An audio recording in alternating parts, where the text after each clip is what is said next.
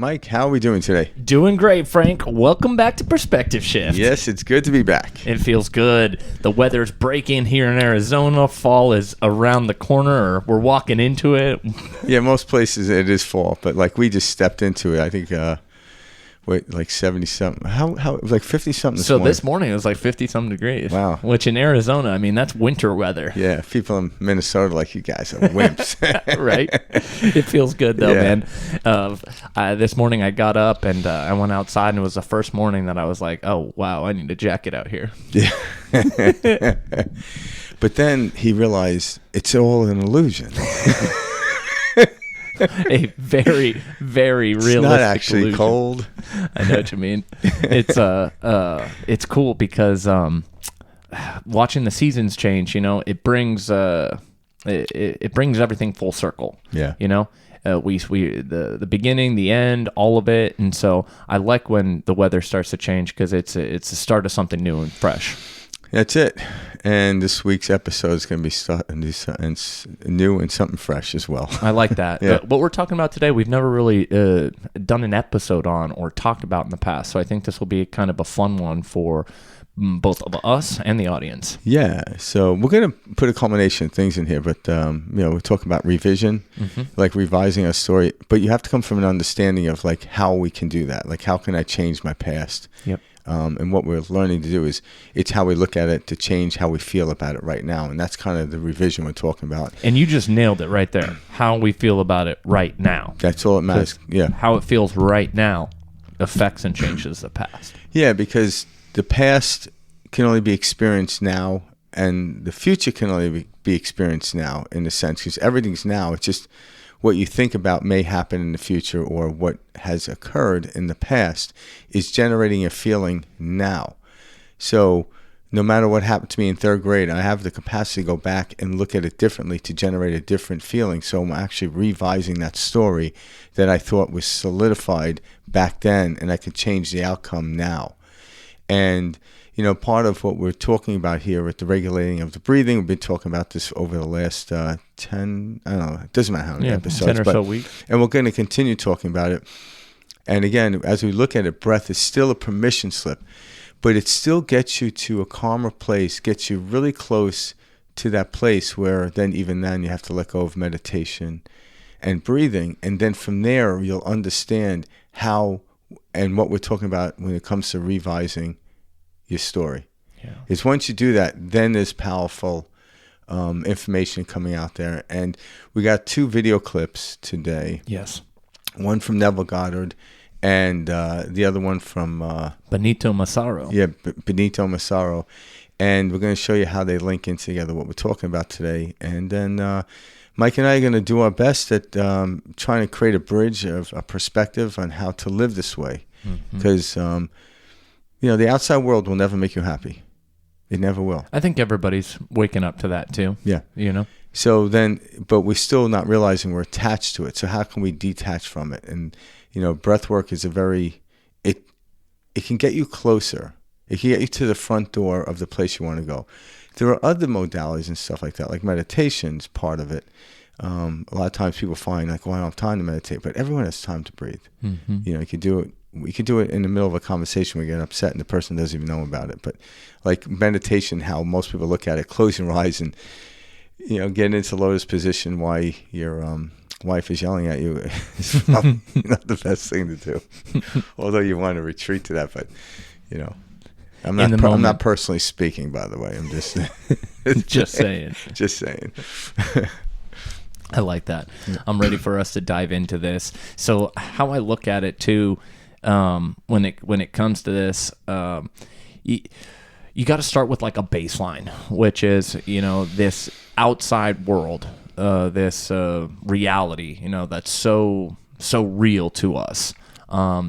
You hear people talk about how it's an illusion. We've all heard that. We've heard time is an illusion. We've heard past, present, future. In a sense, is an illusion because everything is happening now. And so we've been taught to look at time in this linear fashion. We have the past, and then the present, and then the future, what's to come. And I best heard it described as looking at time, like as far as like the past, present, future, rather in a linear fashion. It's stacked on top of each other. So it's like past, present, future at once. So on top of each other rather than a linear, fashion. And I thought that was a great way to look at time. And that was an eye opener for me to help me better understand how what we describe as past and future and present really works. And it's from the now state of how you feel about something that affects that story that we have of the past, and then that story we're writing of the future. Yeah. And that's what it is. Like what Mike said about stacking, I'm like, in this present moment, I could think about the past and I could think about the future. So it all of a sudden that wipes out the linear perspective of things because we're just labeling it. We think we're going in one direction. But if you look at the energy field in which we're in, or the world, we're in a circle. So all of a sudden, a circle will hit every point, and after a while, you don't realize what direction you're going on, especially when you're on a sphere. Yeah. It doesn't matter which direction you're going. Everything will culminate into its own. So it's very difficult to know where the beginning of a circle is in the end. There isn't any. It just is. But yet, we are experiencing this linear experience, so we can actually have the meal before you have your dessert, or the other way around. But you're right. It's a way for us to put it together, in a cohesive fashion. It's a way to eat the elephant. Mm-hmm. Otherwise, if you had to eat the elephant all at once, it'd be overwhelming. So in the physical world, we get overwhelmed because we're trying to get everything in at once. But once you really start understanding this physical world and how we operate in it, everything you need to know is always present in the moment. Not like thinking about what I need to know in order to head into, like I'm going back into my past of information and heading into a meeting that's going to be 2 hours from now in the future and trying to correlate that. And when I show up to the meeting, I'm so scattered, it doesn't matter what I've even learned in the past. It's not even appropriate to bring up. Yeah. And if you can learn to just get into a relaxed state, you'll know. Like I don't sit there and think, I'm like, okay, thank God I know the English language. Mm-hmm. Well, yeah, it's part of who I am. Just like part of walking is and breathing and everything else. Now, when I get into certain states, I probably speak English a little bit better than I do when I'm not in perfect states, right?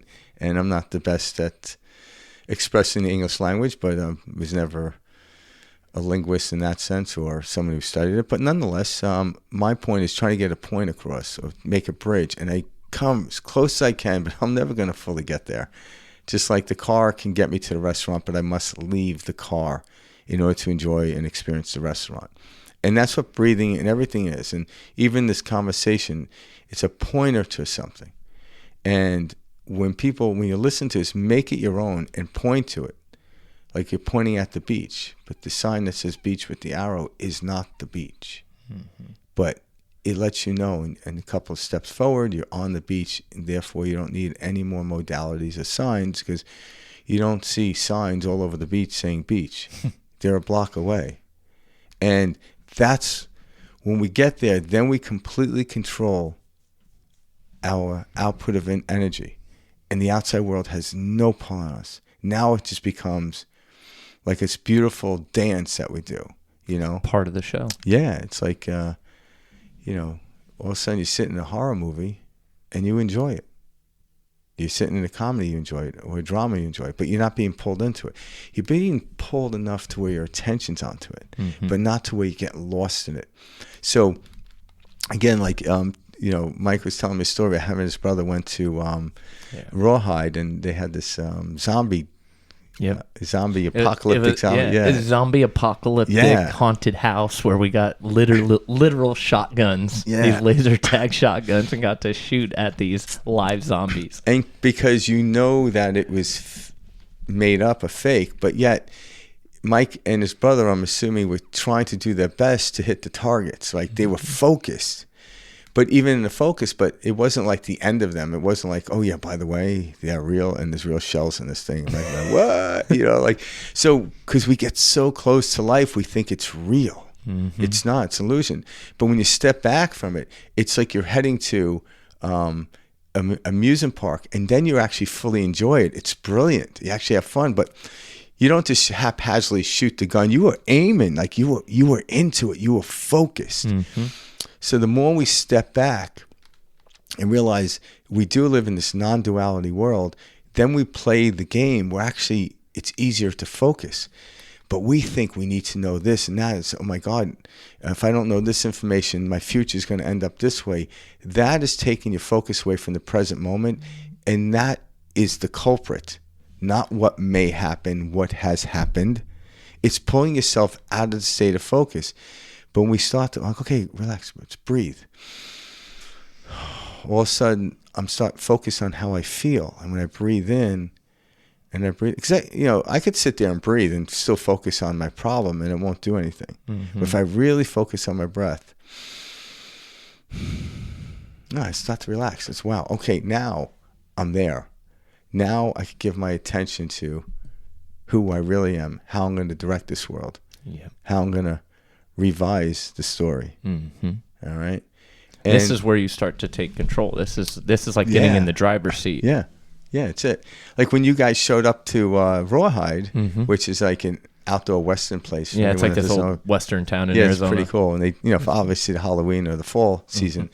So Mike and his brother, Tom, they didn't set it up, but they enjoyed it. Just like we didn't create this earth, but we're enjoying it, But they didn't go around kicking stuff and butt head in the, they didn't take the butts of the gun and hit the guy in the head with it. No. They played the game and the way it was designed. And we actually have it, the earth will show us how it's designed to play. And like, what do you mean? I'm like, it's to observe and to dance with, not to reconstruct or push it. Yeah, force it. We're out here trying to force everything. Yeah, and guess what? Doing the forcing stuff that we did is teaching us something. So I don't want to go back and blame the people who did this. I'm like, well, I'm part of that blame. Mm-hmm. Even if you go back 100 years ago, my energy field, my soul was probably in another meat suit. Yep. All right. So blaming doesn't help anything. This moment right now, getting so peaceful to where love is all you have can literally amplify out into the world. So it's kind of like, I don't want to use the word pleading, but me and Mike are doing the show for maintaining our state of feeling good, but also helping other people around us. Whether it's our show or somebody else's, doesn't matter. Whatever makes you can see that you're the one in charge of how you feel, not the outside world. And if meditating and breathing helps you get to that place, but just like the car, you must get out in order to experience a restaurant. This is the bridge we're trying to create. And sometimes it's almost impossible to explain it. But then again, it was explained to me in that way. And then I stepped to it and I'm like, now I know what you're talking about. And I start seeing the world around me change, the people around me change. And when I drift from that, I see the world change around me and the people around me change. And what I mean is when I step out and think this is real and I notice like, oh, this stuff's happening. I'm like, yeah, but I can revise that story right now and change it.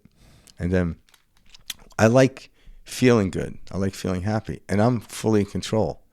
And when someone's, what about this? I'm like, what about that? So we're trying to get to higher levels of understanding when up here on the mountaintop, you can see what's happening. Not to be insensitive that people can't. Because I believe our job, if we're up here, our job is to get people up here. And the people are up here, it's their job to get me up here. Yep. Right? It's like a soldier that goes to war. From what I understand, because I'm not a soldier, their job is to keep the man in front of them alive. And they know the guy behind them is keeping them alive. So their focus is just one thing. It's not two directions. Mm-hmm. And that's how it works. So they just give their attention to this person. They got this. I'm watching that person's back. But I also know somebody's watching my back. And that's how the universe actually operates.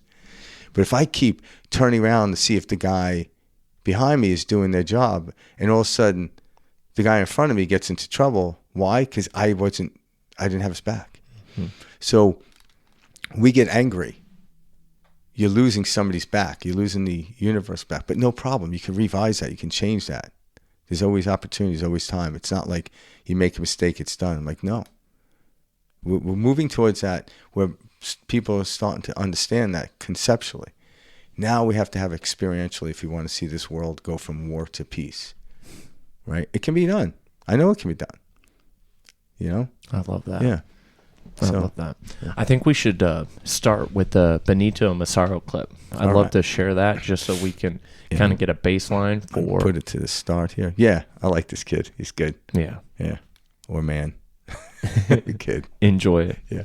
We live in this oblivion that our thoughts don't really matter.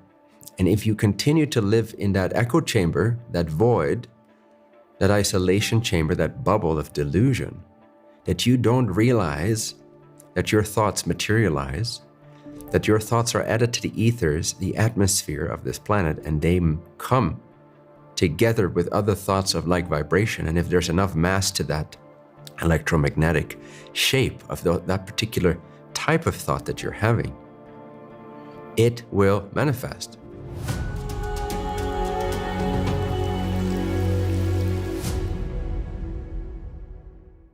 How am I responsible for Australian forest fires? Please elaborate. Cute.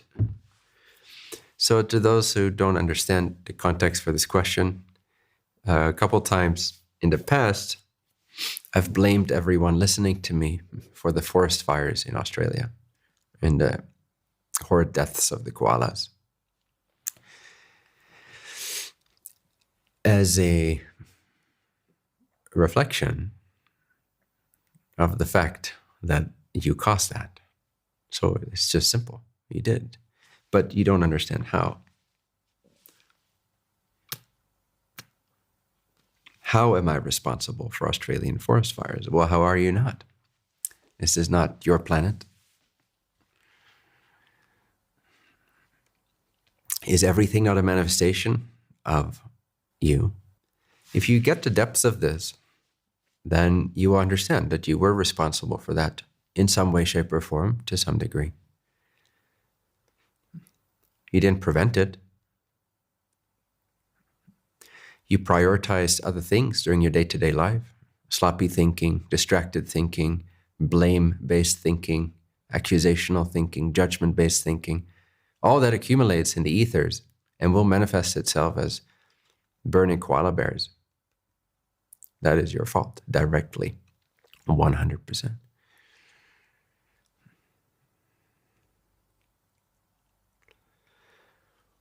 People don't understand how connected everything is and how Earth, everything that happens and materializes on Earth, from volcanoes to solar flares, to wildfires, to economic distress, to governmental change, everything, essentially, is a reflection of the atmosphere of human collective consciousness.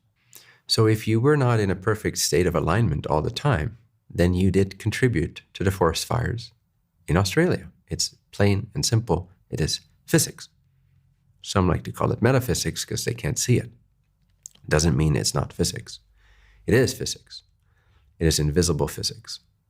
You contributed to the forest fires in Australia by sloppy thinking, by accusational, judgmental, misaligned thinking, by not praising and aligning yourself to source all the time. So, why do I use that example, or why have I used that example? Well, why do you think? What does it cause when you hear that? What does it bring up in you when you're being accused of being responsible for the forest fires in Australia or any other calamity?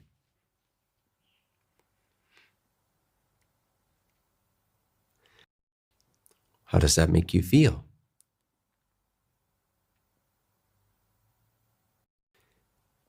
If it generates a big smile on your face, you get it. You get the message. Not because you're laughing at the forest fires in Australia, but because you're having the insight into the perfection, the connection of all things, and that you are indeed responsible for all things, and that no longer bothers you or stresses you out. It puts a smile on your face to hear that reminder that you have that power. Great first clip. Yeah. I like how he goes into this, and it's so subtle, but what he's talking about is so deep. It is. And it's deep because we've never heard this before in a broad sense. But in fact, we're taught the opposite. yeah, if you actually sit there and contemplate what he said, don't take his word for it. Just contemplate it. Because I contemplated this stuff for years, and it's true. So what people always ask, what can I do to help the world? And they always want to do some outward movement. Like I remember I had a friend of mine that one day was talking to me. He's like, I guess he was watching a documentary, and there were people over in Africa helping out and doing stuff. And he goes, I feel like I'm not doing enough. And I'm like, what do you mean? And he started telling me a story. And I kind of joked to him and said, if I went to Africa, I would get in the way because my skill set wouldn't be, in the physical world, wouldn't be there. Like, wouldn't be able to help out the way these people were helping out. I would actually get in the way. The people in Africa would have to help me out. Mm-hmm. But my skill set is staying as calm and as happy as I possibly can to send that energy in the world and maybe come up with new ideas and nuances, or maybe, convey to somebody that, life is a lot easier for you than you think, and makes them happy. And like, look at all the service. So I have a capacity not to go over there, but I could give money towards it to help people that actually do the physical stuff. And when you find your part in it, but when you go back to the self, you go right to the root cause, there will present what you need to do, where everyone's trying to do outward things in comparison to what other people are doing. And when you do that, you actually start to feel bad. So if you're feeling bad inside, you don't want to go in there. You want to keep going out there. But why are you feeling bad inside? Why are you permeating negative energy into the world? Misinformation, misunderstanding. Mm-hmm. It's all it is. Misunderstanding. Yeah, because when you forget about the topic, it goes away, and, all of a sudden you're feeling good, but then you go back to the topic, and it's just the way you're reading the topic. I'm not doing enough. And when anyone thinks they're not doing enough, how can they feel good? And so what he's talking about here at the deepest level, that is our responsibility. And if you knew, like say you took a loved one, if you knew that you thinking poorly about them or worried about them, that you put them in harm's way. Now, there's a caveat there, because now you're really worried about thinking about negative things, which can paradoxically put you in the other direction. You have to really say, you know what? Everyone's eternal. The earth will heal itself. The fire in Australia will go out. You have to then set into a form of paradox to where it relieves you of that, because if you don't, you're just going to get angry at the thing, and that doesn't help the thing either. Mm-hmm. Fighting against something that you don't like makes it stronger. That's physics. It really is. I like how he actually used the word, I wrote it down, invisible physics. I thought that was great, because that's what controls this world. Yeah, exactly. Our ether, this experience. I think like at the, core of what he's getting at here is, these feelings that we have, these emotions, that we carry, they permeate into this ether, into this invisible physics. Yeah. And so when we carry with ourselves, this sense of lack, this sense of, hate, anger, unsatisfactoriness, if you will. Yeah. All of these ideas that we carry that, weigh us down personally, it's not just weighing us down. We're permeating that into the ether, and it creates, manifestations that reflect that back to us. The world is a mirror. This experience, what we call reality, is a reflection. And we're not taught that at a very basic level, from when we're young and in grade school, etc. In fact, we're taught the opposite, to do things outside of us to fix things. And we don't even look at, the pain, the struggle, the strife that we carry, and how that's affecting, those in different areas of the world, on the other side of the world. We've been taught that there's no way you, this separate little being, can affect something on the other, opposite end of the world. And physics for anyone, looking for the science in this, tells us that's absolutely incorrect. In fact, what is it? Entanglement, the particles, here in another galaxy we can affect. We've done this. This has been tested. This is a science experiment. We know this. There is no distance. The particles are immediately affected.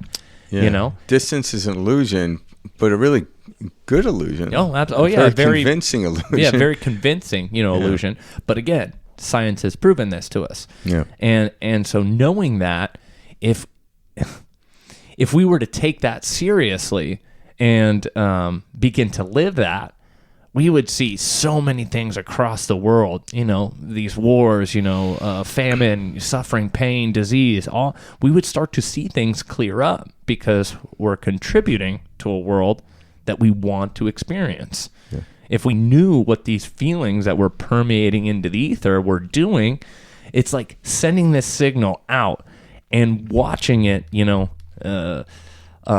catch other people's, signals and more people's signals. And then it builds and creates this forest fire, that we're seeing in Australia, the death of these beautiful animals, and it's manifesting our pain in a way that is a way that you can physically experience. That's what this reality is a physical experience of what we're feeling. And so on a very deep level, that's what Benito's getting at here, Massaro. That's what he's trying to explain here. And sure, we can sit there and say, oh, there's no way I'm playing a role in the wars going on in Ukraine, or there's no way I'm playing a role in, the starvation we're seeing in different countries. But we are. Yeah. And we're not taking responsibility for it. In fact, quite the opposite, We're saying, absolutely not. I have nothing to do with that. I'm this separate being over here, 1,000 miles away on the other side of the world. And you don't think you have any effect on it. Yeah. And that's nuts. And that's the way we've been taught and we've been told, and it, is normal. We're taught that's reality, that's normal. And it couldn't be further from the truth. Yeah. It's like driving in a car, and the car in front of you, black smoke's come out the tailpipe, and you're angry at the person, but you don't realize smoke's coming out your tailpipe, but you're looking forward to it, you don't see it. Yeah. So you don't realize you're doing the same thing by judging another person. Mm-hmm. And the way I would look at this and put it into another way of presenting it so the mind can wrap its head around it is there's 8 billion people on the planet at this moment, right? According to the sources or whatever. Mm-hmm. Each one of us are adding a chapter into it. So our lifespan is a chapter. So I'm responsible for my life and how I feel. So what do I want to leave an imprint in this book that's going to be published one day, so to speak? What are my stories? So if I had the story from like when I was young and I was angry, as I'm still writing the book and I haven't sent it to the publisher yet, I could go back and change not the situations necessarily, but how I look at them and the lessons. I could actually enrich the story in a more positive outlook. And by me doing that, what happens is other people, I'm putting my story in, and all of a sudden they're looking at, oh, we can do that? I'm like, yeah, we can. Wow, because I wasn't really proud about that, and I've been suffering my whole life because of this. I'm like, well, just look at it differently, because you suffering about something you did when you're 18 isn't helping yourself now. It's certainly not helping the world. I can do that? Yes, you can. You can revise the story. Not everyone has to agree with it, but it's only your story. It's only your story. In fact, so those people you're waiting to agree, they're playing the role, the new script you handed them. Yeah, you could take any Shakespeare play and keep it in the drama form that it was seemingly intended to do, or you can make it into a comedy. And we've seen people do that. Yeah, you can do whatever you want. You can make it more dramatic than Shakespeare intended to, or you can make it a satire. You can make it a dark comedy. It depends on what the director does with it. And therefore, it's like, okay, now I created entertainment into it. So what do you want to entertain? And when you enter entertainment, it's enter into a reflection. That's what entertainment means, is reflection, like a mirror reflection. Mm-hmm. What am I reflecting back to the world? Anger? And I'm angry because people are angry. I'm angry because there's a war. What starts war? More anger. So if you don't realize, I'm the one, creating more war by being angry. Now, when I'm angry, I'm like, oh, damn, another war is going to start. No, I just revise that. And every moment, billions of times per second, we are revising the story. If I want to continue telling that story, we're going to live in that world a little bit longer. But once we start to change and then have influence over those around me, to what degree, I don't know. But it works. I know it works for me. And the way to understand it is all these things that we're doing are just permission slips. But to me, breathing is a very good permission slip. Yeah. It's always there with me, but I also know when I stop breathing, I feel good, and whilst I feel good, there's nothing I need to do when I'm feeling good. I just permeate in. When I step out of that homeostasis, then I can do stuff to get back in. And the more I step out and the more I get back in, the less I step out, and the easier it is to get back in. It's this thing, and then one day it's like, oh, I'm there. And then... Yeah, and then something may happen. But I know how to get back there. No, exactly. And the point why breath is so fundamental is it's like a reset. It's a way to physically get, hey, whoops, off track, veering off, go in, take that physical deep breath. Yeah. That physical deep breath is like pumping the brakes. It gives you a moment to center, and it's like, okay, where do I want this attention put? Yeah. Because just because we're having a bad day, or we're suffering, or we're angry at a situation, it's crazy to think or to say to oneself, I must stop this, otherwise, I'm going to, otherwise I'm creating another war. It doesn't have to be a war. It can be, that bully who beats up the young kid at school. You're contributing towards that anger, So it's not like, oh, if I do this, then this is going to happen. No, it can manifest in multiple different ways. The point is, what do you want to see manifest on the screen? And it's never pain. It's never suffering. Nobody wants that. No, they think by countering it, they can stop that, right? Yeah. And what happens when we resist something? Yeah. The more it persists. Yeah, one could tell the story of Hitler just wanted peace, and he thought peace would come if he actually had everyone think like he did, and he would be controlling the way we thought, and then everyone around the world was speaking German, and they did whatever wanted to do, and after conquering the world, he could sit back and smoke a cigar and have brandy.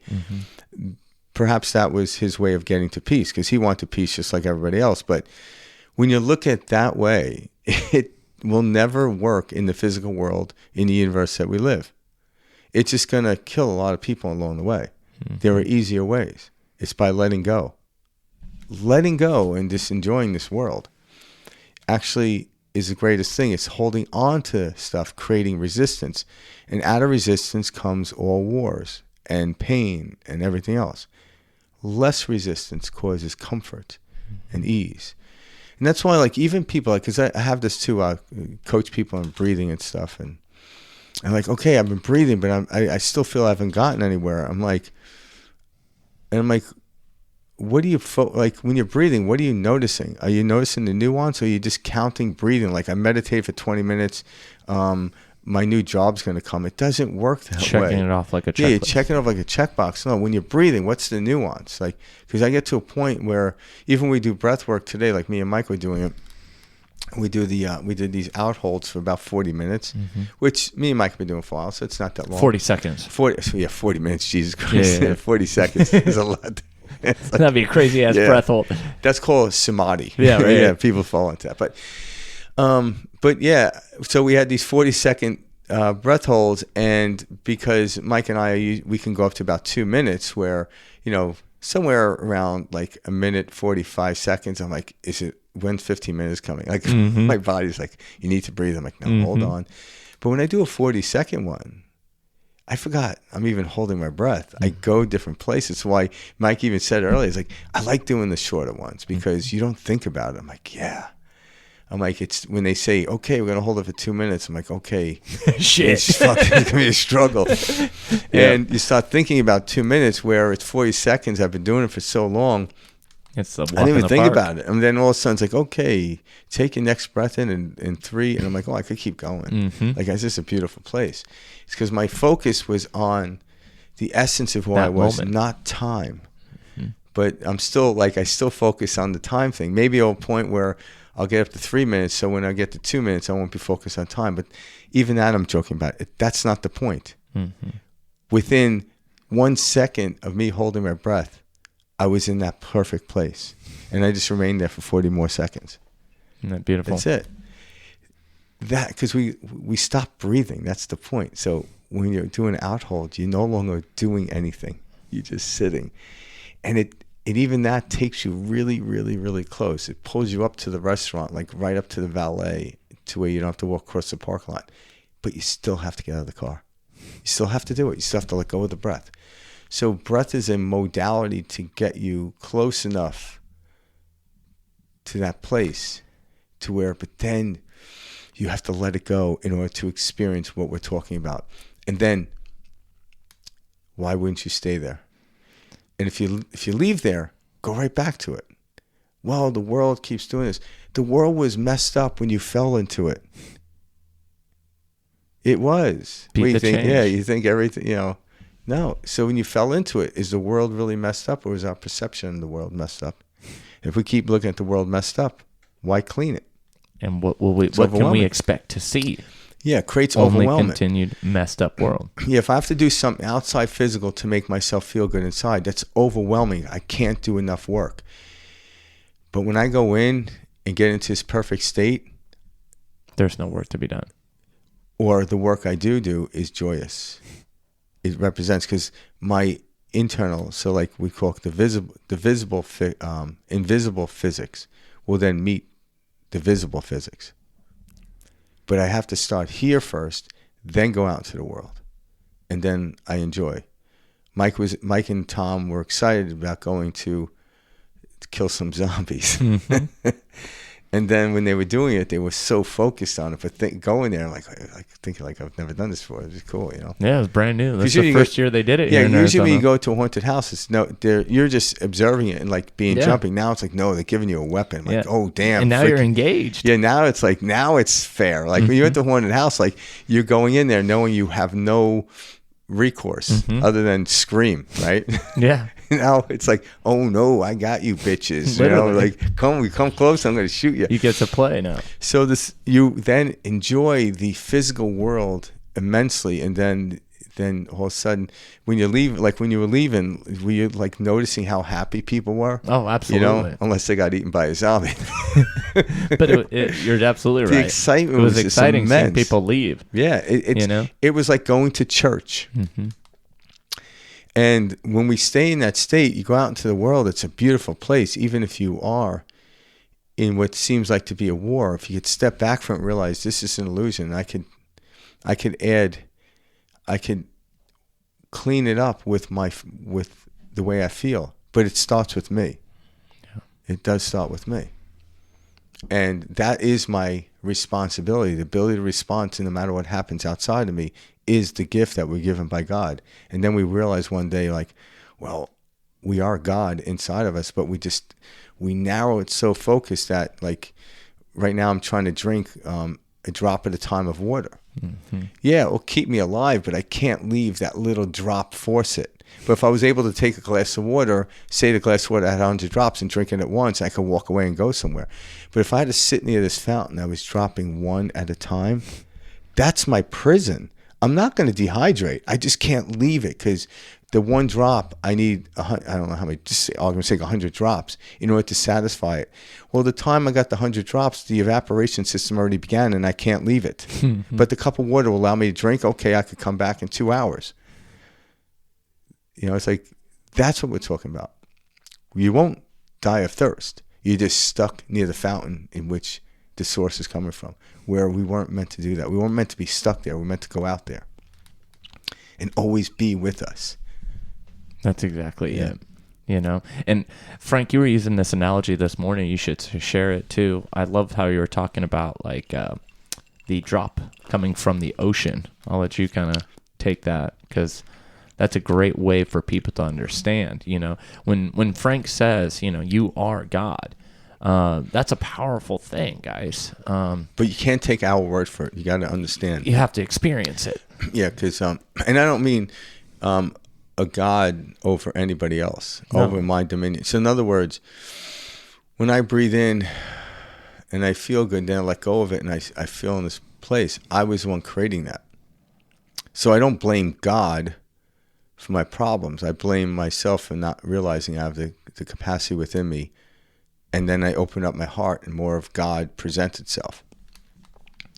But as far as the drop of water, yeah, it's kind of like looking at life differently. I could look at the ocean and say there's the ocean and there's a drop of the ocean.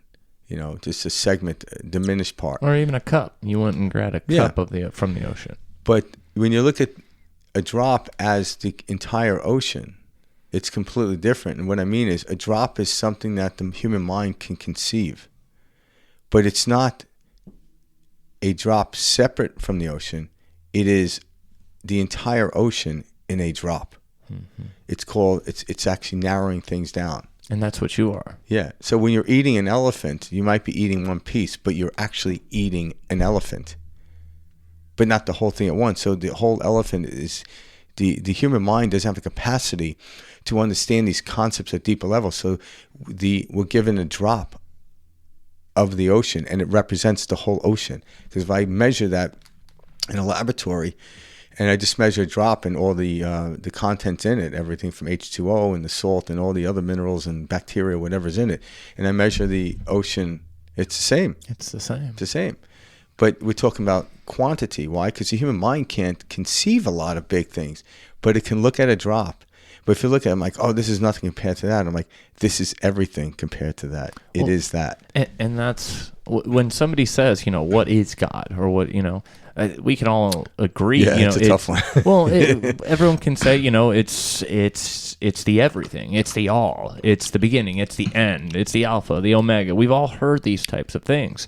So if God is everything, at which I think most of us can agree on, why would that not include you? Why would you not be God? But it's an experience that you have to have. It's kind of like, what is pizza? Mm-hmm. Right? If you've never had pizza, I can explain its content. There's flour, tomato sauce, cheese, and and the way it's prepared. But that still doesn't give you the experience of pizza. You have to bite into it. And then even after you bite into it, the closer I get, I'm like, huh? Yeah, oh, that's good. Same thing with love. Everything, yeah. How do you explain love? How do you explain God? These are experiences, and once you experience them, you realize where I've gone wrong is I fell into a state of love or a state of happiness or the state of God, and I put some outward thing as the result of it or the cause of it. Mm-hmm. I was happy. It was the beach. It was the tree I climbed. It was that fancy car I drove. It was my friends. It was that girl that smiled at me. Mm-hmm. And all of a sudden now it's like if someone doesn't smile at me and I'm living in the desert near no beach, like how miserable is my life? Well, yeah, now we're chasing the beach. We're chasing that smile. And this is... Or I've given up on it. The whole I've given up on it because if you're going to make me feel happy and then take it away because, it doesn't stay because the illusion is everything that keeps disappearing. But the thing inside me... It's all fleeting. It's all fleeting. But what isn't fleeting? You. The one thing that watched me take my first breath in my nose, observed it coming out, then observed me holding my breath for 40 seconds. It observed everything, but it didn't itself breathe. It didn't itself exhale, and it certainly didn't hold it. It was the observer of it, and that's who we are. Mm-hmm. Now, the physical world, in the physical body, there are certain things that we do work with it. But we're dying every moment of every day when I come into a different setting. And that's where the revision comes in. You aren't the same person as you were yesterday, but you can write the same script as you wrote yesterday and try to live it today. Go for it. And that's what you keep reading the same book every day, but it's a different day. Revise it. Change it. Mm-hmm. You know how many times authors will look at the book and revise it before they set it off to publishing? Oh. And then the publisher gets hundreds of times. Yeah. I always fought against that. Like Cameron always say, reread it. I'm like, I don't want to reread it. And then I reread it. I'm like, oh, okay. And I revise it, And there is a moment where you just let go of it. And that's why authors write other books. Mm-hmm. So they're continuously revising the stories in their head. and that's all it is. But what's the theme here? It's creation, expression. So when I feel good, what is my outward expression going to be? It's going to be good. If I feel bad, where's my outward going to be? Bad, right? Why would we be surprised of anything else? Yeah. So when we start to think negative thoughts and you get upset, even like you're getting upset at climate change and all this stuff, you're actually contributing to climate change in the way you don't like. Where you could say, well, you know what? The climate's always changed. The earth knows what it's doing. I'm going to sit back and do the best I can. I'm going to feel good. And if I feel good, I'm going to learn not to get in the way. And I can't think that I know what I'm doing is absolutely right, because that's where the term comes. Once I think I know something, really, I actually start paving that road to hell with my intentions, thinking them good. I don't know. Like, I have to be careful. I feel like the trick is, once you get into that state of what feels good, okay, now let's act. What's something that we can do that's going to go in the direction that we want to experience? Yeah, but once you feel good, the acting is easy. Mm-hmm. Once I have the lines, and like I remember Marlon Brando say, "What's my motivation? Like, do you want me to be angry? Do you want me to be happy?" And once the director's like, "I want you to be happy," he was happy. So we are the director inside. So what do you want to spill out into the world? I want to spill love and joy, but I have to get rid of that person to do that. I'm like, well, that's a hateful movement now, isn't it? Mm-hmm. I'm like, that doesn't work. It doesn't work in the plane of physics, or even in quantum physics with the thinking. So you have to trust the system.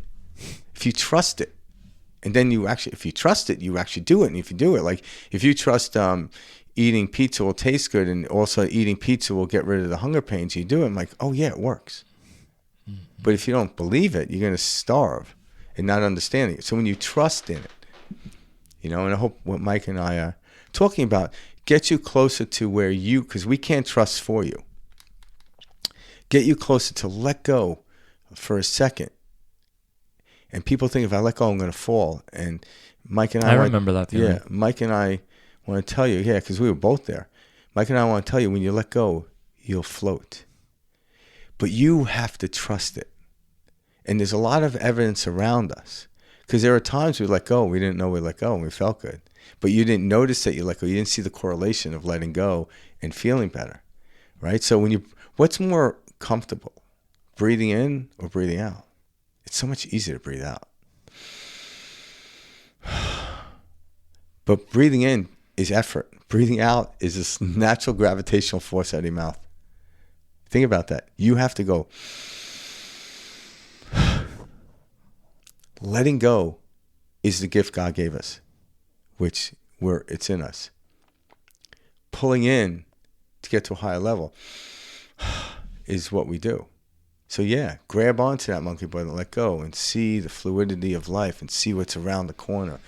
But do it with grace by letting go. Stop collecting bars from the monkey bars, because then you got nothing but a pile of metal in your hands, and how much can you hold on to? It's overwhelming. And next thing you know, the playground is a horrible place to be. There's this real popular, Halloween movie called Halloween Town. It's a Disney movie, and it's like it's been around forever, since I was a kid. And we were just watching it the other day, Kayla and I with her kids.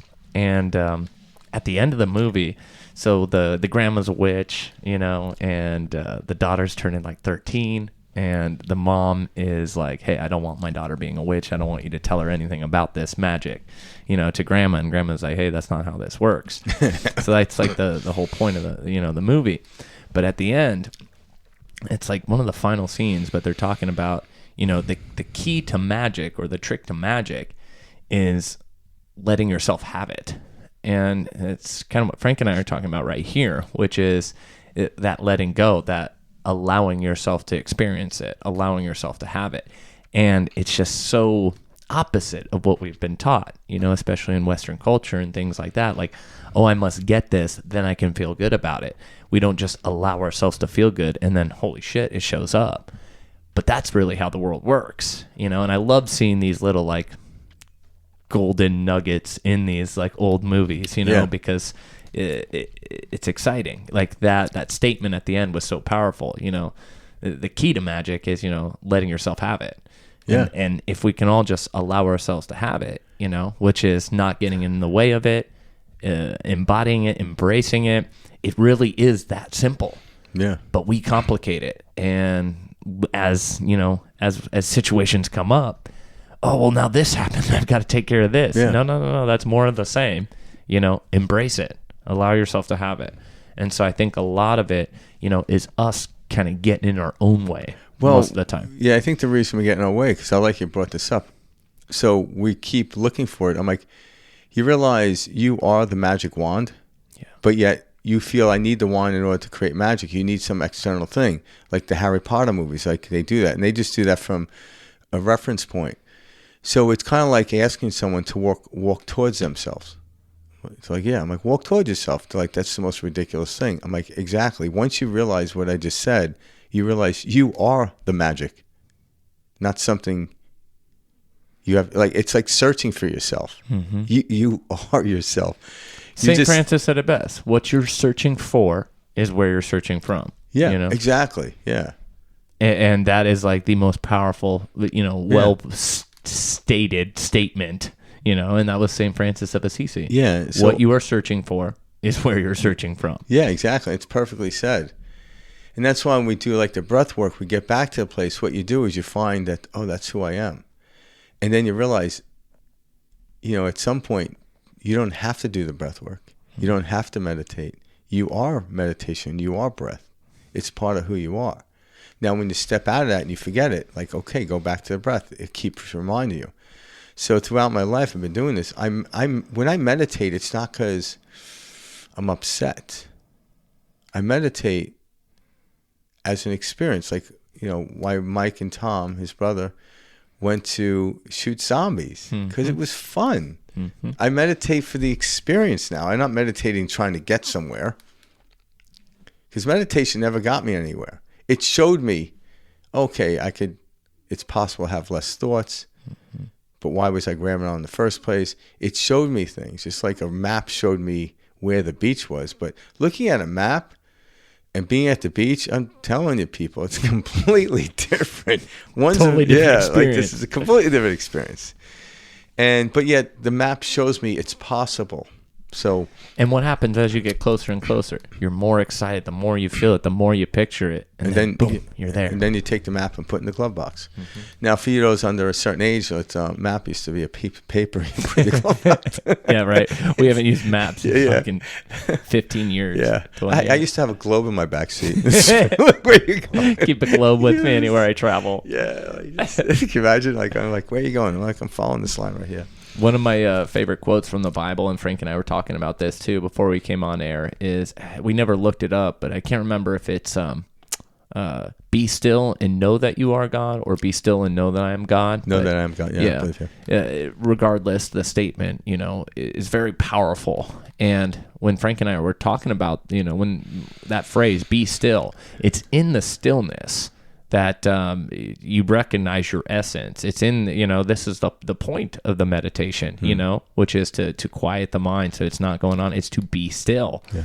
Because in that stillness, you realize, wow, how I feel, what I interact with, what I focus on.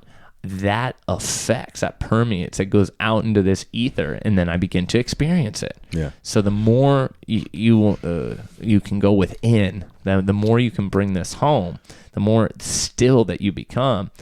Wow, watch just how powerful you are. You'll never question if you are God or not. Yeah, you are stillness, and a lot of people out there, well, I don't experience it because you have all these beliefs you're holding on to. So the beliefs are like the sandbags around your neck, and you wonder why you're not floating up in the hot air balloon. You have too many sandbags. It's disallowing you. You're tethered to the earth. Mm-hmm. And we know very well the purpose of a hot air balloon is to float freely and effortlessly. And so as we start letting go of these beliefs, the only way to let go of belief is to face the belief. Mm-hmm. Like, look at the belief. Look at the sandbag that you're untying and just drop it.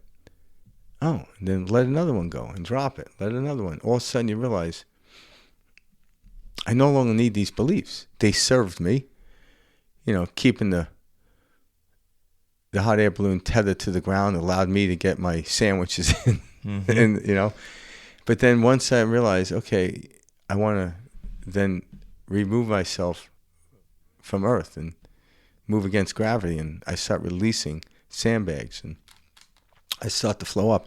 And when you trust the physics of this, it's the most brilliant thing. Then you don't have a problem with beliefs. You just let them go.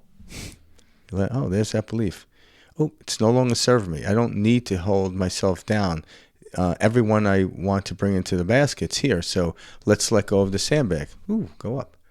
Sandbag is still there. It's on the ground. It didn't disappear, but I no longer need it. You know? So I don't tell people get rid of beliefs. Just let go of them. They'll always be at your doorstep when you need them if you want to pick them up. No one's going to take them from you. Trust me, no one wants that. Yeah, no one wants those. Because you don't need it anymore. Just like, when I was 3 years old, the tricycle got me, up to, the part of the block that my parents allowed me to go. I went a little further, but they had no idea.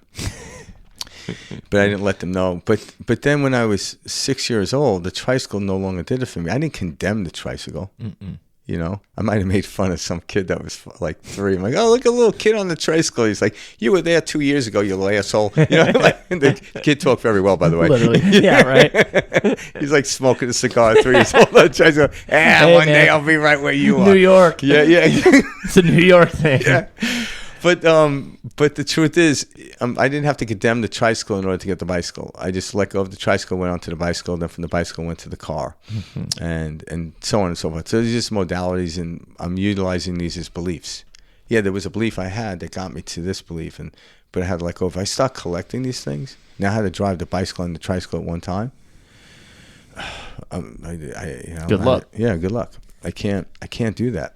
You just wipe out. In this moment, so I could let go of the tricycle, And then when I got a little bit older, in order to fulfill the tricycle, I got the big wheels because that was fun. You could slide out. But I was, it was like, oh, that's a tricycle. I'm like, actually, it is a tricycle. It's 3 wheels, but it was a big wheel. That's a whole different thing. You could spin out in that. So, well, let's use that example too. So let's say you're on your tricycle and you're going down the street and you wipe out so bad, right? You totally eat it, and you break your arm, you break your leg, whatever. So now we're afraid to ever move on to that bike. Oh, forget the bike. Now we're, oh my God, this happened to me. This was real. I experienced it. And so that story that we carry from a very early age begins to develop into a more, larger overarching story of you got a bigger I'm crutch not now. safe. Yeah. Yeah. I need to worry about what's around every corner. Yeah. I can't trust because back when I was 3, I was trusting that tricycle, and all of a sudden, I ate it and I hurt myself. I don't want that to happen again. And so now this becomes an overarching theme for life, that we begin to carry with us in daily experiences. And we say, what the hell's going on? I'm just protecting myself. This is what we're all going through with a million different types of situations that happen and started, from childhood, 0 to 7, the most formidable years in one's life, as the Jesuit said. Give me the child from age 0 to 7, I'll show you the man. Yep. So again, we have these experiences, and then they form the basis for a lot of our beliefs and doubts and thoughts and head chatter, and we carry them with us throughout our lives, and we say, that's who I am, when in reality, that's just a story about an experience that you had at one point. Yeah. And so those series of stories starts to develop your character or your ego, whatever you want to call it, and now you're playing that character unknowingly, and through repetition, that character becomes reality. Well, because you're too close to it, you don't realize you're like a method actor where they don't even when the director says cut, they're still in the role, and people think, oh, they're better actors. I'm like, no, they're great actors. Like Tom Hardy isn't a method actor. I could name a lot of them. It doesn't mean the method actor isn't a good actor, but they tend to have trouble. Like Daniel Day-Lewis, from what I understand, had to quit acting because he always did method acting. And I'm like, my God, depending on what role you play, you get stuck in that. It'd be scary. Yeah. Where when the director says cut, I go back to being who I am. And so it's kind of how it is when you acquiesce to the world. So you go to a party. I know how to interact it. So I'm myself through a filter, and responding to the outside world.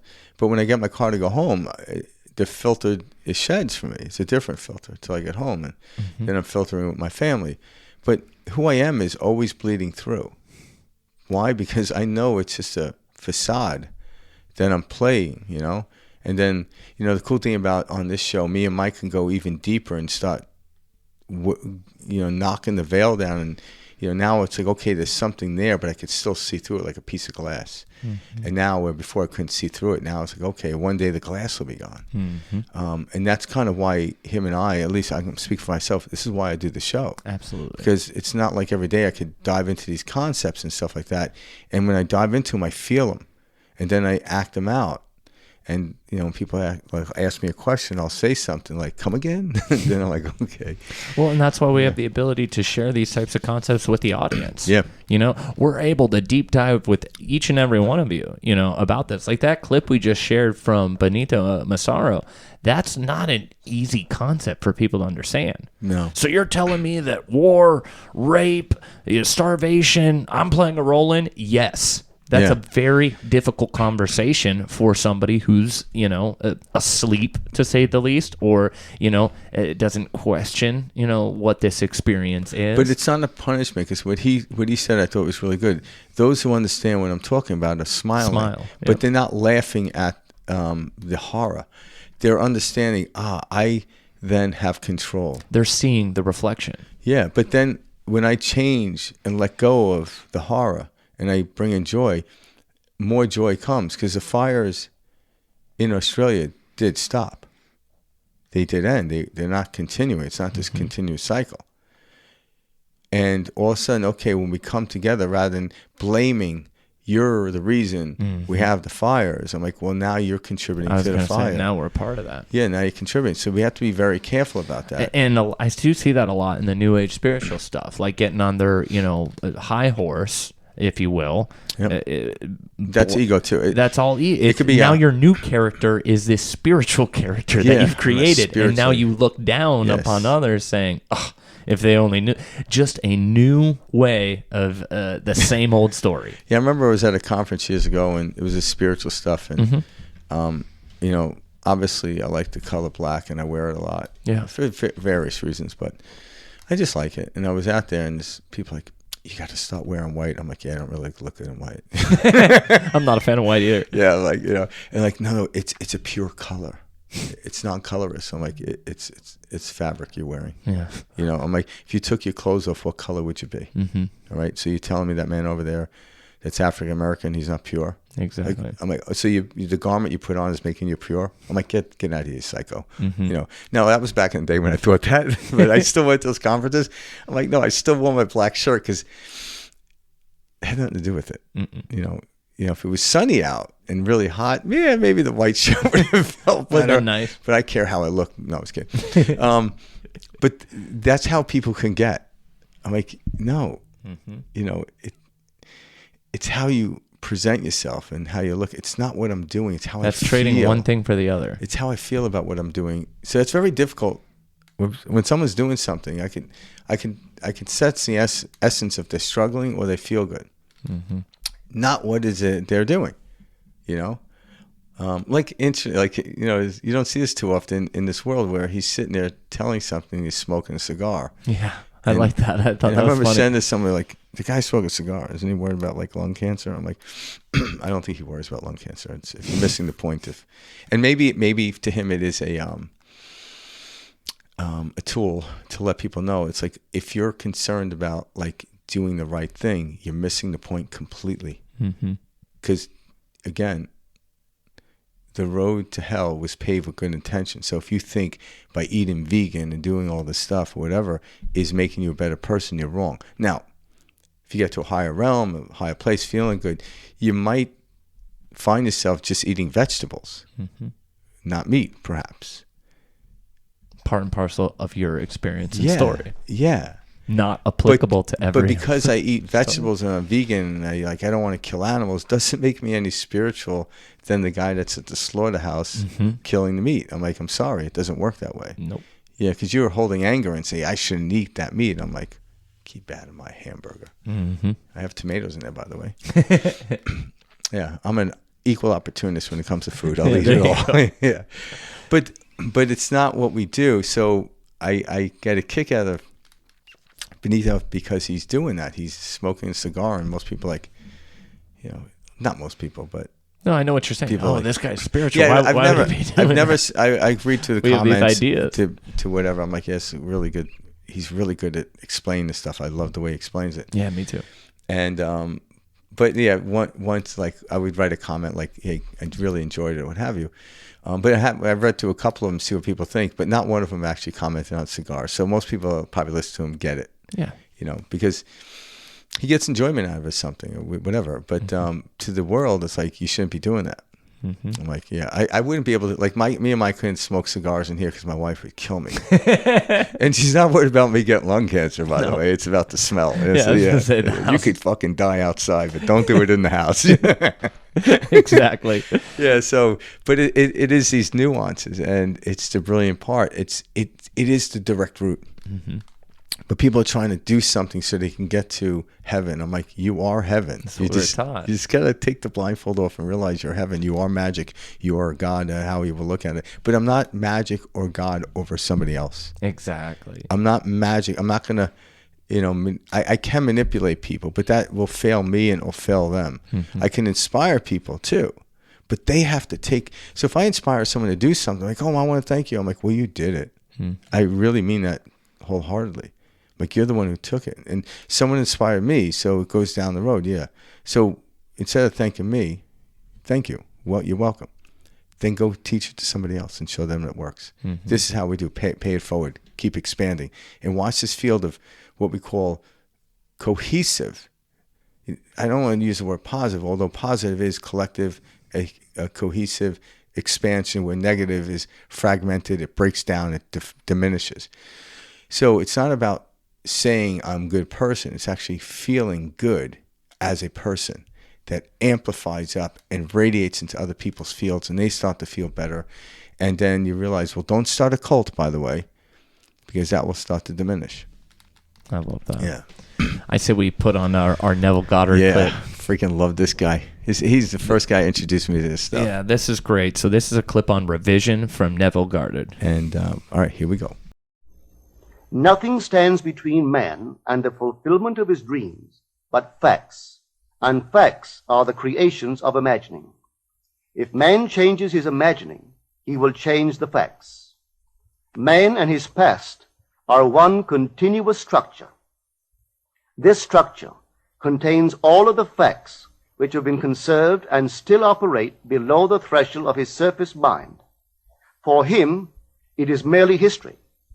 For him, it seems unalterable, a dead and permanently fixed past. But for itself, it is living. It is part of the living age. We cannot leave behind us the mistakes of our past, for nothing disappears.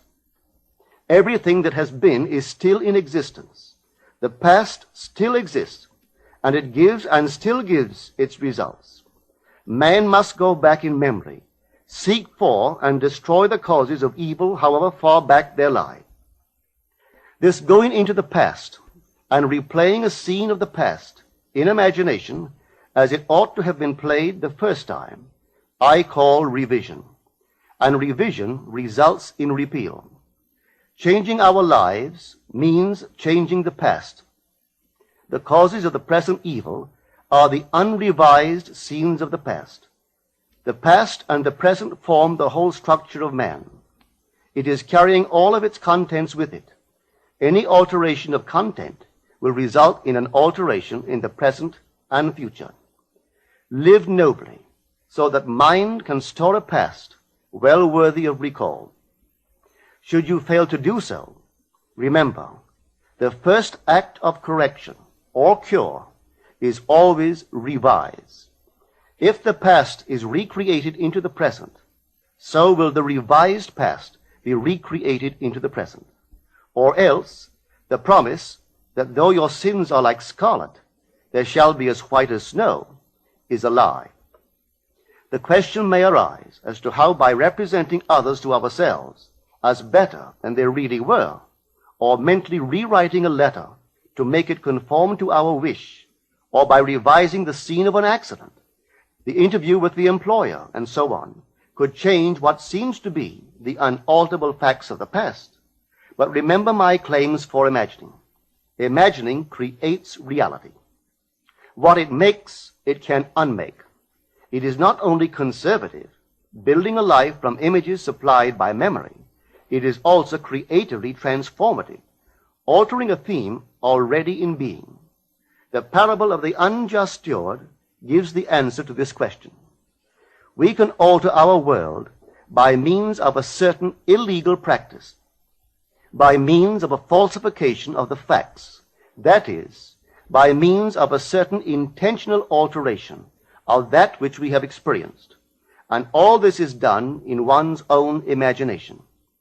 This is a form of falsehood which not only is not condemned, but is actually approved in the gospel teaching. By means of such a falsehood, a man destroys the causes of evil and acquires friends, and on the strength of this revision proves, judging by the high praise the unjust steward received from his master, that he is deserving of confidence.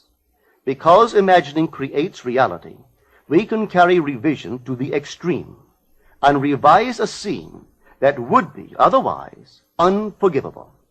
We learn to distinguish between man, who is all imagination, from those states into which he may enter. An unjust steward, looking at another's distress, will represent the other to himself as he ought to be seen. Were he himself in need, he would, like the man on the cover of this record, enter his dream house in his imagination and imagine what he would see and how things would seem and how people would act after these things should be. Then in this state he would fall asleep, feeling the way he would expect to feel under such circumstances. Would that all the Lord's people were unjust stewards, mentally falsifying the facts of life to deliver individuals forevermore.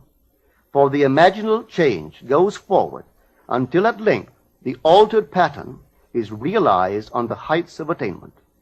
Our future is our imaginal activity in its creative march. Imagine better than the best you know. I love that clip. Yeah. So Neville Goddard, somebody that, Frank and I both love. He's got a lot of great wisdom to share on a myriad of topics, but one of the coolest things that I think about, that I wanted to share, or the reason I wanted to share this clip is Neville Goddard said, if there's one of my teachings that you take away, if there's one thing that you take away from my teachings, it is that of revision. So for a gentleman like Neville Goddard to say that, there must be some real value in revision. And so this clip does a great job of highlighting what revision is, how it works, as well as, the practice of it. And I wrote down a couple of quotes that, as Neville was speaking, one of which was you're taking the inarguable facts of the past and you're using the imagination to rewrite them. And so we have been taught that the inarguable facts of the past cannot change. I think 99% of people would agree that, if something happens, it was witnessed, it cannot be changed. And this is where, quantum physics really comes into play, because we have been taught such a, what's the best way to say this? A black and white version of life. And we're told this is the way life is. But in reality, we live in a quantum world. And if this quantum world, was the world the platform that we all shared, it would be easier for us to maneuver and manipulate these timelines. People call them dimensions, timelines, etc. But that's really what's going on here. So you utilize the imagination, which, as Neville states, is God. It's the awareness. It's the ability to focus the light. It's the ability to focus what is being conceived. That imagination, that God state, through that state, we have the ability to revise what we would call the events of the past. And the events of the past are really just a story that we recall and remember. And we have the ability to imagine a new story that replaces that story, a story that serves us rather than hurts us. Yeah, and there's a myriad of ways of looking at that. So you go back to a story and you want to hold on to the facts of, I did this, you did. There's multitude different levels of this revision. I don't need to change what happened. I just change how I tell the story. Again, taking Shakespeare and make it into comedy when it was originally a drama. So I can do that. And then there's a higher level of revision where you completely write it out. So I think most people that I talk to are in this place of where, it's why we have the show called Perspective Shift. Something happened, this happened yesterday, someone cut me off, got into an accident. For me to convince them that the accident didn't happen, I'm like, good luck with that. Mm-hmm. How do you look at it? Like, what do you mean? Like, can you look at it differently? I'm going to get a new car out of it. I'm not going to speed. Like, whatever you can pull that which seems to be what I call positive, integrative, expansive, learning from the what happened rather than only look at the negative part of it that's fragmented and what have you. Once you change the perspective on that, you literally change what happened yesterday. Yeah, you're still in a car accident, but now it's like, oh, I'm going to get a brand new car out of it. I'm obviously in better shape than I thought. I didn't hurt myself. Or if I did, my body's healing. We always have the capacity to look at it differently. So for some people to listen to this, trying to convince them that the car accident didn't happen, it's very difficult. There are levels where it didn't. I don't want to get into that today, though. But the level we're talking about, perhaps people most pick up on, is you can look at it, give a different story, and then change the outcome that is in the present moment and how you feel about it. And that's kind of how it is. Like I believe there are shapeshifters or avatars on this planet where they can think of something and it happens. Most of us aren't. So we want to let go of the specificity of things. Mm-hmm. I want this beautiful house or whatever, and I close my eyes, and what I do is resonate how it feels to be in this luxurious house. And all of a sudden, I get a house that's around the corner from that one. I'm like, nah, it's not what I wanted. I'm like, the universe might be saying, get this house, and then one day they'll sell that house, but you'll be in the neighborhood seeing the sign go up before anybody else, and you'll get it eventually, type of thing. But to knock it because you didn't fully get there. Yeah, there's points where life would become avatars, but you know what the problem, I shouldn't say problem. When you get to be an avatar, you no longer care about things. If you can just close your eyes and get what you want, it's the story of the King Midas. It becomes your enemy. We like to be surprised. We like to see synchronicities. Didn't see that coming. Mm-hmm. So the revision here is the revision of how I felt about what happened.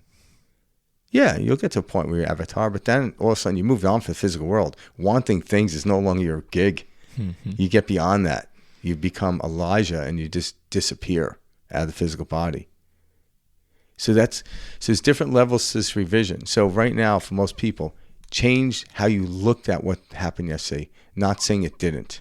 Mm-hmm. Right? Some level it didn't. Different, whatever, but you're in this level.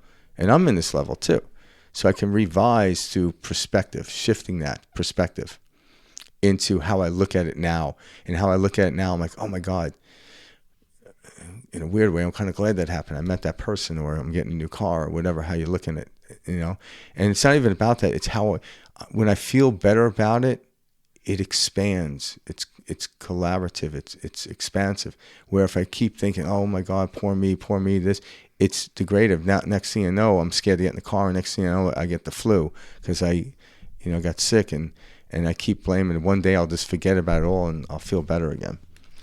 One little story that I want to bring up too about this, and it's a personal way that I see, how this, affects people, and going with the theme, talking about my brother, when talking about us shooting zombies and stuff like that. We were having I love that shooting zombies. We were having some deep conversations, right? We were having some deep conversations over the weekend, and when my brother was younger, he went through a lot of like bullying in like middle school, like time frame, like kind of that 6th, 7th, 8th grade year, 5th, 6th, 7th, 8th grade. Those were some rough years for him, personally. And I've watched him carry these stories with him. Here he is now, 32 years old. I've watched him carry these stories, throughout his life, and just how it has affected, his story. And one of the things that I was telling him, about this is the moment that when you begin to look at what happened, 5th, 6th, 7th, 8th grade as a gift, rather than this painful, thing scars that you must carry, and stories that must be shared, with people moving forward. The moment you look at this as the gift that it was and the blessing that it is, this is where life really begins to change. And I could just see this, light almost, it was like a little bit of light creeped into this dark room. And I could see this sense of relief on him. And it was him, his most natural state, inherently knowing that this was truth. Yeah. That this isn't something to be ashamed of or carry or be pissed off about or meant to affect you, 10, 15, 20 years later in life. It was like a relief for him. And I do think in that moment he began, that change in perspective, because he has the ability to go back and rewrite those stories to serve him. And I remember going back in my life and rewriting stories that I thought were the end of the world, the most embarrassing, shameful things, and how I rewrote those into, the man I've become today. And it's that powerful. It's that we realize, wow, I am the director, the actor, the awareness, the audience. I'm all of it, and I have the ability to do so. And then you begin to experience that, and it's like, holy shit. Yeah, because all these negative things that happen, and Neville Goddard mentioned it early on in the conversation, you can't get rid of anything, but you just pick up the things that you want. We live in a world of, it's kind of like a buffet. You don't have to eat everything at the buffet. Matter of fact, it's impossible. But you just go towards the things that you want to try. Next time, try everything else. Try something else. But if you kept picking up, say liver. I wonder if they actually have liver. I've never been to a buffet. Whatever buffet liver. That is, I'm not going back. Yeah, but just say you take something that you personally don't like, and you keep eating it. Whose fault is that? No one's telling you have to eat that piece of food, but you actually keep choosing it. That's a great analogy. For some weird thing, But the thing is, now you're not aware that there's other foods that are possible. You're thinking oh, these all look like liver, so I'm at least going to stick to the devil in which I know. And I'm like, all right. I'm like, keep eating liver. Yeah, but why are those people over there smiling? Because they're not eating liver. That's a great analogy. Now I know we're going to get a comment. I'm like, I like liver. It's good for you. I don't mean to be a knock of liver. I'm just, I don't know. People always bring up liver as something, right? Yeah. I think I tried it once and didn't really care for it, but, Anyway, it was just a point I was trying to make. But that's exactly it. We're all eating this food that we hate, going, God, this sucks. But we think there is no other food out there that we like, so we don't want to starve. So that's why we keep eating the food, because no food is no good. So no perspective is in the void. So I'm going to hold on to this perspective that life sucks and life is hard. Because if I give this one up, there might not be another one, and I'm like in this void. I'm gone. I don't exist anymore. I'm like, no, you just gotta let go and find out. And I think that's why we come to inspire and encourage people to let go, and know whatever you let go of will always be there waiting for you if you want to pick it up.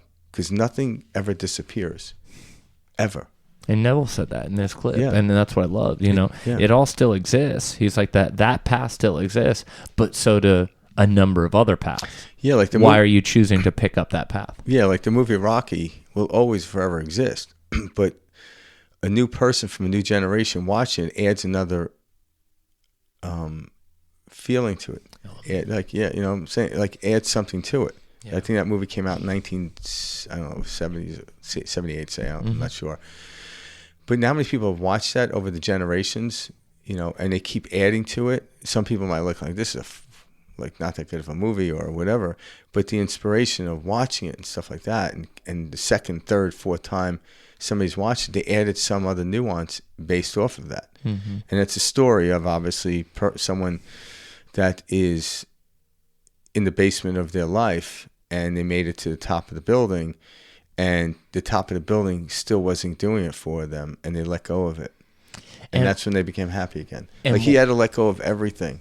And why does that hero story permeate throughout all stories and throughout all movies? It's because we're all on it. Yeah. That's what the point of this experience is. And I think when we all get to that point and understand that, a whole new theme will come in. And I've had people say this to me, what is that theme? I'm like, it's to be seen. But right now, in order to become a hero, I had to start as a victim. So once we get rid of the story of the victim, what will come of it? Like, that will be the interesting part. But I think we've, like I jokingly say that they keep redoing movies. Are they running out of ideas in Hollywood? Right? Like the really good movies now are based on people's true lives. But how many Batman movies we're going to see? I enjoy those, by the way, but it's the same. The camera angles are better, and the sound is better, and the actors look more real, if you want, or the graininess is better. The feel of it, the music is more haunting in haunting scenes. But I'm like, yeah, but it's the same theme. It's the same thing. When are we going to come up with a story that's new? Well, we're heading towards it. But I can't tell you what it's going to look like. I'll tell you what it's going to feel like. It's going to feel like it's going to be amazing. Bliss. Yeah, but right now in the physical world, in the three-dimensional we're in one of time, contrast is our friend. So cold makes warm feeling really good. Warm feels hot, makes cold feel really good. Being upset makes you feel better, but I can change the degrees in how I get upset, right? I can do that. I can fall into bliss. How do I know I'm bliss? When I fall out of it, Well, I just sound like Trump. I love it. All right. The second I start sounding like Trump, we have to end the show. Well, at least this was one of my favorite episodes, because we've never had an opportunity to be able to talk about revision, and I think revision is a very powerful tool. Yeah. And so for Neville Goddard to say, if there's one thing that you take from my teachings, it's this. It's telling you how powerful this is, and the reason you're at where you're at right in this moment is because of the number of stories that you're telling yourself every single day when you wake up about who you are, who your family is, what job you have, what your financial state is, if you feel good or if you don't feel good. All of these are a number of stories that we're repeating and carrying into the next day, furthering that same story.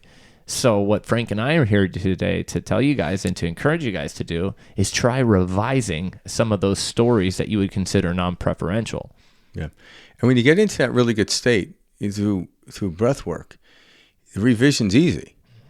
Like, when an author revises a book, they have to step away from the book. And they almost get back to the place in what made them want to write the book. Maybe they got too close to it. And then they step away and they come back and now they revise it. I think Stephen Hawking wrote a book. I forgot what it's called. I think it's called The Universe. And it was so complex because his mind was very complex. So he had to write another book to revise the first one in order for people to read it, so make it more layman. Cause, that's funny. I didn't know that. Yeah, he did that. And it's funny because I read both of them. Even the layman one, I still don't understand this. So, and that one was, maybe they should have had somebody else revise it. That's what I should have said. Literally. But anyway, so the mind where his brain was, where his thinking was pure into it, but he had to revise it to get the same information across. He wasn't changing the information. He was just taking it and revising it so more of the population could understand it. Because what good is information if no one understands it? Esoteric is not the place to be. How can I take this, what we think, complex story and revise it to simplest thing where everyone realizes, oh, I am that. I'm like, yes, you are. Yes, you are. And you're part of this. You know less than anybody. And I do want to say, if we can all agree that this reality is an illusion, which most of us, in this space and in, the metaphysical community can agree, hey, this experience is an illusion, then to be able to revise an illusion is so easy, so simple. Yep. So we can't have things both ways. This reality can't be an illusion, and then when we're participating in this illusion, whatever happened, in that illusion is the only way it happened. It's that rigid. No, come on. We're playing both sides of the fence here. We're talking out both sides of our mouth. So if this reality is an illusion and we can agree upon that, then there is zero issue or nothing preventing you from revising that previous illusion. Yeah, the illusion, the outside world is an illusion, but your experience, interpretation of the physical, of the energy is real. So we're not like, but you don't know what about it. Like you go to a movie and start crying. Well, like you were just crying with sound and modulating pixels on a screen that the second movie was over, disappeared. That was real. Your feelings generated a certain thing. That was real. But the movie itself was an illusion. So we're not saying it was fake. We don't really know what it is. It's just something that drifts in. Like you watch, like, say, Forrest Gump. That movie was like a little over 2 hours, but it spanned in our minds 40 years. Yeah, 4 decades. I'm like, we watched 4 decades in 2 hours, but you got lost in it. That's the illusion, because we don't really know what's happening. But my experience was real. It was real how I connected to it. And so I then can revise my reality about that. I don't need to touch the illusion. It's my reality I'm revising. And you revise that reality. Yeah. And that illusion changes. Yes, it does. You know? Yeah. And that's what's so exciting and brings us full circle. Yep. Thank you guys for tuning into this week's episode. This was a lot of fun for Frank and I. We were excited to jump into revision. Yep. You know, thank you to Benito Massaro and to Neville Goddard. I mean, we love sharing this type of information with the audience. Yeah. Neville probably won't hear our thanks, but into the ethers, but Benito will. Exactly. We'll have Benito on the show one day. Yeah, it'd be cool. Yeah. Well, yeah. So thanks for tuning in, guys. If you like what you heard, please reach out. You can reach us by email at perspectiveshift2020@gmail.com. all right. Much love and peace out. See you guys next week.